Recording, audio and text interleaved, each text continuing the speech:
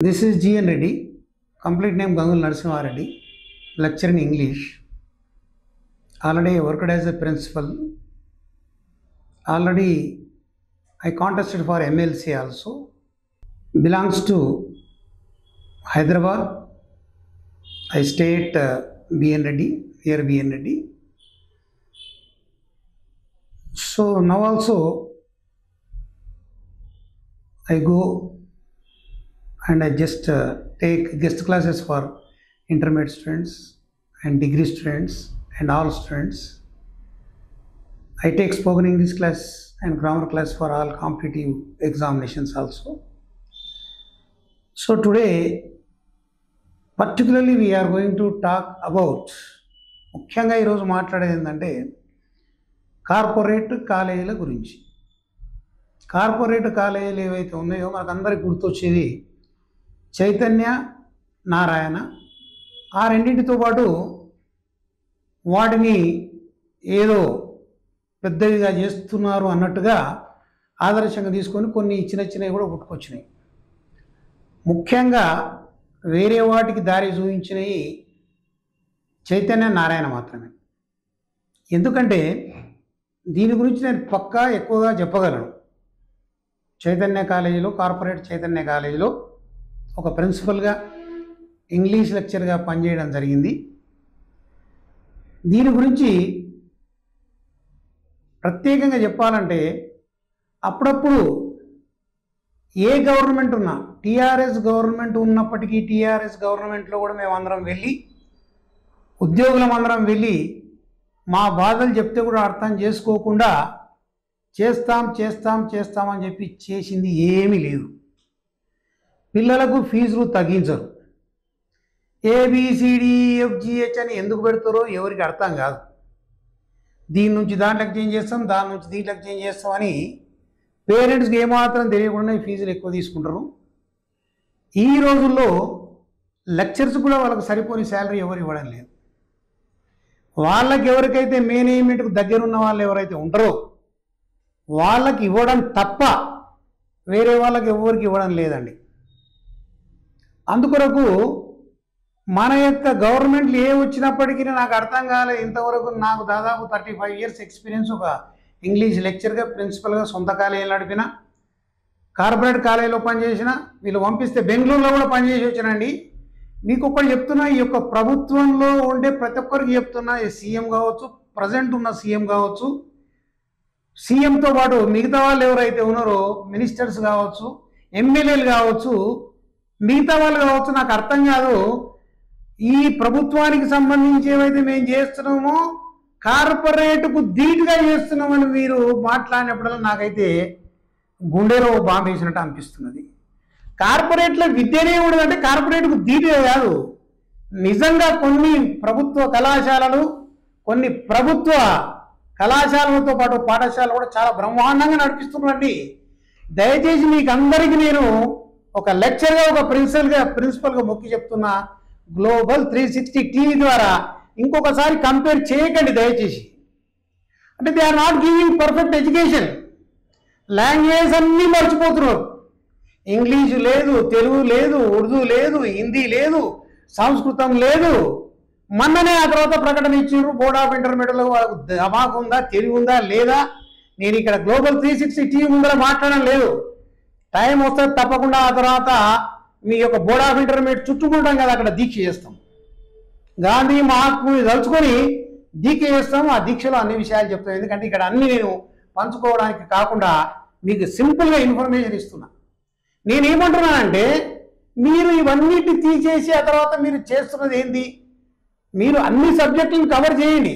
Board of intermediate నుంచి ఏదైతే release అవుతుందో ఆ రిలీజ్ అయిన దాన్ని బట్టి ఆ సిలబస్ ఏదైతే ఉందో కవర్ చేయండి. ఈరోజు ప్రభుత్వ పాఠశాల, కళాశాలలో ఎడ్యుకేషన్ మంచిగా ఉంది, అక్కడక్కడ ఉంటే ఉండొచ్చు, కార్పొరేట్లో లేదు. అదేవిధంగా నేను ఆ తర్వాత మేమందరం ఆల్టో అని కూడా పెట్టుకున్నాం, ఫ్లాట్ అని పెట్టుకున్నాం.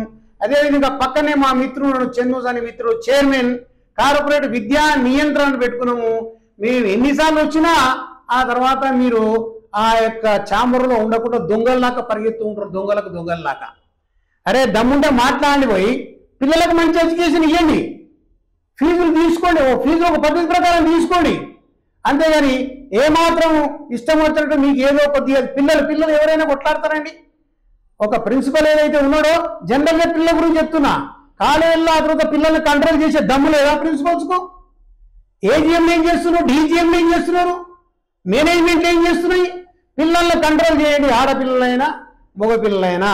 ప్రతి స్కూల్లో అందరు కంట్రోల్ చేస్తారు, మీరు కంట్రోల్ చేయండి. ఇష్టం వచ్చినట్టు ప్రవర్తిస్తే మీరు ఆ సీట్లో ఉండకుండా చేస్తాము.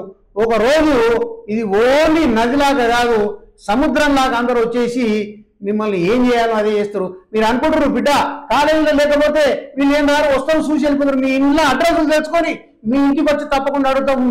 మీ గల్లీలో మొత్తం మీ గురించి ప్రచారం చేస్తాము. మీరు ఎంత పనికి మళ్ళ పనులు చేస్తున్నారు. అందుకొరకు కార్పొరేట్ పరంగా చైతన్య నారాయణ గారు మీరు మినిస్టర్ అండి.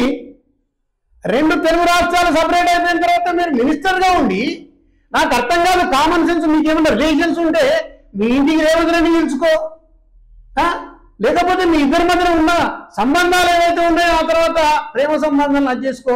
మీరు పిల్లలకు అన్యాయం చేసుకుంటూ ఆ తర్వాత నారాయణ, ఆ తర్వాత బావడని, ఆ తర్వాత నారాయణ గురించి మాట్లాడు, చైతన్య గురించి మాట్లాడు, వాళ్ళ గురించి మాట్లాడు. వాళ్ళు ఆ తర్వాత ఆంధ్ర వాళ్ళు వచ్చేసి ఇక్కడ ఇష్టం వచ్చినట్టు ఆ తర్వాత అడ్జస్ట్ చేసుకుంటే చూసే వాళ్ళు ఎవరు లేరు. దయచేసి మీకందరికీ గ్లోబల్ 360 టీవీ ద్వారా ఇంకా చాలా మాట్లాడుంది, వేరే ఇంకా చాలా జరిగేవి ఉన్నాయి, ఇంకా చాలా ప్రోగ్రామ్స్ ఉన్నాయి. దీనికి అంతంటూ ఏముండదు, ఈ అంతు లేకుండా ప్రోగ్రామ్స్ అనేవి ఖచ్చితంగా ఉంటాయి. కాబట్టి వీటికి ఖచ్చితంగా ఎట్టి పరిస్థితుల్లో కూడా మార్గదర్శకాలు ఇచ్చి ఈ చైతన్య నారాయణ కాలేజీలను బాగా నడపాలని, మంచి మార్గదర్శకంగా నడపాలని, అన్ని సబ్జెక్టులు మెయింటైన్ చేయాలని కోరుతున్నాను.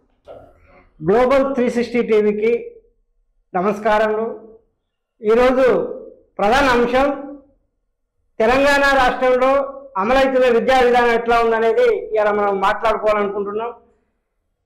గత 10 ఏళ్లలో రేవంత్ రెడ్డి గారు గత 10 ఏళ్లలో విద్యా వ్యవస్థ 100 ఏళ్ల విధ్వంసానికి గురైంది.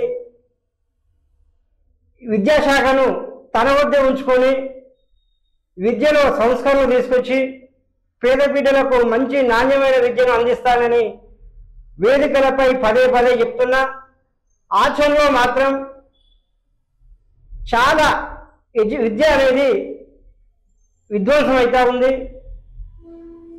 ప్రభుత్వ పాఠశాలలు వసతుల కల్పన నియామకాలు లేక, ప్రజలకు సామాన్యులకు కూడా నమ్మకం లేక డ్రాప్అవుట్లు అవుతా ఉన్నాయి. ఒకవైపు వందలాది స్కూల్స్ మూతపడతా ఉన్నాయి. గత 10 ఏళ్లలో 4800 స్కూల్స్ మూతపడితే రేవంత్ రెడ్డి వచ్చిన తొలి నాళ్ళనే ఒక సంవత్సరంన్నరనే 2000కు పైగా స్కూల్స్ మూతపడ్డాయి. ఈరోజు ఉన్న పాఠశాలని బాగు చేయకుండా యంగ్ ఇండియా ఇంటిగ్రేటెడ్ ఇంటర్నేషనల్ పాఠశాల ఒక పాలసీ తీసుకొచ్చి ఉన్న పాఠశాలలు మూతపడే విధంగా భయంకరమైన కుట్ర జరుగుతుంది. ఢిల్లీ, కేరళ రాష్ట్రంలో ఎక్కడ చూసుకున్నా కానీ ప్రభుత్వాలు విద్యపై ప్రత్యేక శ్రద్ధ చూపినాయి, మంచి డెవలప్ ఫలితాలు సాధించినాయి. వాళ్ళు కొత్త విద్యా విధానాన్ని, కొత్త విద్యా సంస్థలను స్థాపించలేదు. ఉన్న విద్యా సంస్థల్ని పెట్టుబడులు పెట్టి కార్పొరేట్ ధీటుగా ప్రపంచ అంతర్జాతీయ నాణ్యతా ప్రమాణాలతోటి బోధన సిబ్బంది వసతుల కల్పన కల్పించి మంచి ఫలితాలు సాధిస్తూ ఉన్నారు. ఇక్కడ తెలంగాణ రాష్ట్రంలో గత 10 ఏళ్లలో చూసుకుంటే 4450 గురుకులాలు ప్రారంభించి 4800 పాఠశాలలు మూతపడ్డాయి. ఇప్పుడు అదే పందాలో రేవంత్ రెడ్డి గారు కూడా 60 ఇంటిగ్రేటెడ్ స్కూల్స్ ఓపెన్ చేసి 10,000 స్కూల్స్ మూతపడడానికి ప్లాన్ జరుగుతూ ఉంది. ఈ రోజు తెలంగాణ రాష్ట్రంలో ఎంతో గొప్పగా అమలవుతుందని పేపర్లపై చెప్తున్న గురుకులాలు ప్రతిరోజు విద్యార్థులు అక్కడ ఉండలేక గోడలు దుంకి ఫుడ్ పాయిజన్, విషతూల్యమైన ఆహారం, సరైన సౌలతులు ఉండేవి. విద్యార్థులకు సరిపడా తరగతి గదులు కానీ, డార్మెటరీస్ కానీ, వాళ్ళకు కావాల్సిన టాయిలెట్స్ కానీ సంఖ్యకు సరిపడా ఎక్కడా లేవు. ఈ విషతుల్యమైన ఆహారం, దుర్గంధపూరితమైన పరిస్థితుల వల్ల రోజు అనేక మంది పేద విద్యార్థులు విరేచనాలు, కడుపు నొప్పి కలిగి అనేక మంది హాస్పిటల్ పాలవుతా ఉన్నారు. అయినా కానీ పాలకులకు ఎటువంటి చిత్తశుద్ధి లేకుండా అయిపోయింది. అక్కడ ఆరోగ్య వసతులు కల్పించి అక్కడ ప్రిన్సిపల్స్ బాధ్యత చేస్తూ వాళ్ళని సస్పెండ్ చేస్తూ ఉన్నారు. ఇది ఎంత మాత్రం కరెక్ట్ కాదు. మేము ప్రభుత్వాన్ని డిమాండ్ చేస్తా ఉన్నాం ఏంటంటే తాత్కాలికంగా ఇంటిగ్రేటెడ్ ఇంటర్నేషనల్ స్కూల్స్ నిలిపివేసి ఉన్న ప్రతి పాఠశాలను కూడా ఆయన చెప్పే సౌలతులు అంతర్జాతీయ ప్రమాణాలతో తీర్చిదిద్ది సామాన్యునికి సంపన్నునికి ఒకే రకమైన విద్య అందించాలని మేము ప్రభుత్వాన్ని డిమాండ్ చేస్తా ఉన్నాం. ఈ రోజు ఇంజనీరింగ్ కాలేజీలకు ఫీజు రియంబర్స్మెంట్స్ టీఏఎఫ్ఆర్సీ అనే కమిటీ ఉంది. Telangana admission fee regulation committee ప్రతి 3 సంవత్సరాలకు ఒకసారి ఇంజనీరింగ్ సాంకేతిక కళాశాలకు ఫీజులు డిసైడ్ చేసి అది ఖచ్చితంగా అమలయ్యేటట్లు చేస్తా ఉంది. అదే తరహా పాఠశాలకు ఇంటర్ కళాశాలకు కూడా ఫీజుల నియంత్రణ committee DFRC district fee regulation committee ఏర్పాటు చేసి పక్కగా అమలయ్యేటట్లు చూడాల్సిన బాధ్యత కూడా ఉంది. సీఎం రేవంత్ రెడ్డి గారు పదే ఇంజనీరింగ్ కాలేజీల మీద, మెడికల్ కాలేజీల మీద, యూనివర్సిటీల మీద మాట్లాడుతుంది. కానీ ఈ రోజు ఆయన అధికారంలోకి వచ్చి 18 మంత్రివర్గ సమావేశాలు ఏర్పాటు చేయడం జరిగింది. ప్రజలను పీక్క తింటున్న 3 లక్షలు, 4 లక్షలు, 5 లక్షలు అక్రమంగా ప్రజల ఆదాయాన్ని ఆర్థికంగా నష్టపరుస్తున్న ఈ కార్పొరేట్ శ్రీ చైతన్య నారాయణ కాలేజీలపై సమీక్ష చేయకపోవడం, ఒక ఫీజు నియంత్రణ లేకపోవడం అనేది ప్రజలకు అర్థమవుతుంది. అసలు వాళ్ళకు ఇంజనీర్ నారాయణ శ్రీ చైతన్యకు ఉన్న సంబంధాలు ఇలాంటివి అనేది అలా సామాన్యంగా అర్థమవుతా ఉన్నాయి. ఈ రోజు నారాయణ శ్రీ చైతన్య కాలేజీలని కడుపులో పెట్టుకొని వాళ్ళని చూసుకుంటా ఉంది. వాళ్ళని ఎప్పుడైతే రేవంత్ రెడ్డి గారు ఈ నారాయణ శ్రీ చైతన్య కార్పొరేట్ విద్యా సంస్థల్ని తెలంగాణ పొలిమేర దాటించినప్పుడే ఈ ప్రజల్లో దోపిడీ లేని విద్యా విధానం ఉంటుందని మేము డిమాండ్ చేస్తా ఉన్నాం. ఈ రోజు ఎక్కడ చూసినా సామాన్యులు కూడా అంటే మీరు 80 లక్షలకు పైగా రేషన్ కార్డులు అంటే 80% ప్రజలు ఉచిత బియ్యం తినే పేదలు అంటే మీరు ఒక అధికారికంగా గుర్తించబడ్డ పేద బిడ్డలు ఫీజుల నియంత్రణ లేక దోపిడీ గురవుతుంటే అడ్డుకోవాల్సిన అడ్డుకోకుండా ఉంటున్న ప్రభుత్వాన్ని ఏమనాలి? ఈరోజు ఇలా ప్రజలు ప్రశ్నించే తత్వాన్ని కోల్పోయారు. చిన్న ఉద్యోగాల్లో చిన్న అవసరాలకు ఆర్థికంగా వాళ్ళ పనుల మీద వాళ్ళు వెళ్ళిపోతూ ఉన్నారు. ఈ రోజు విద్య అనేది చాలా ప్రాముఖ్యమైన విషయం. ప్రజలు మనసులో ఉంది, కానీ వాళ్ళు ప్రశ్నించలేకపోతున్నారు. వాళ్ళకు అనేక రకమైన సమస్యలు ఉన్నాయి. ఇలా చాలా పేదలు కూడా ఎకరం అరెకరం ఉన్న పేదలు కూడా అప్పులు చేసి హైదరాబాద్లో నారాయణ శ్రీ చైతన్య విద్యా సంస్థల్లో బిడ్డలు చదివిస్తూ ఉన్నారు. అయినా అక్కడ ప్రభుత్వ పర్యవేక్షణ లేక అక్కడ కూడా నాణ్యమైన విద్య అంతలేదు. కొద్ది మందికి మాత్రమే నాణ్యమైన విద్య అంతుంది. మేము ప్రభుత్వాన్ని డిమాండ్ చేస్తా ఉన్నాం. ఈ అన్ని రకాలు కాదు, ఏకీకృత విద్యా విధానం తెలంగాణ రాష్ట్రంలో ఏర్పాటు చేయాలని చెప్పేసి ఇప్పుడున్న బరువు బాగా చేయడానికి రాష్ట్ర బడ్జెట్ లో 50,000 కోట్లు కేటాయించి ఏకకాలంలో అభివృద్ధి చేసి సామాన్యుల సంపన్నులు ఒకే రకమైన అంతర్జాతీయ ప్రమాణాలతో విద్య పొందే ప్రయత్నాలు చేయాలని, సత్వరమే ఇప్పుడు తాత్కాలికంగా యంగ్ ఇండియా ఇంటిగ్రేటెడ్ స్కూల్స్ నిలిపివేయాలని, ఉన్న ప్రతి పాఠశాలను డెవలప్మెంట్ చేయాలని చెప్పేసి గ్లోబల్ టీవీ ద్వారా నేను ముఖ్యమంత్రి రేవంత్ రెడ్డి గారికి నేను విజ్ఞప్తి చేస్తా ఉన్నా.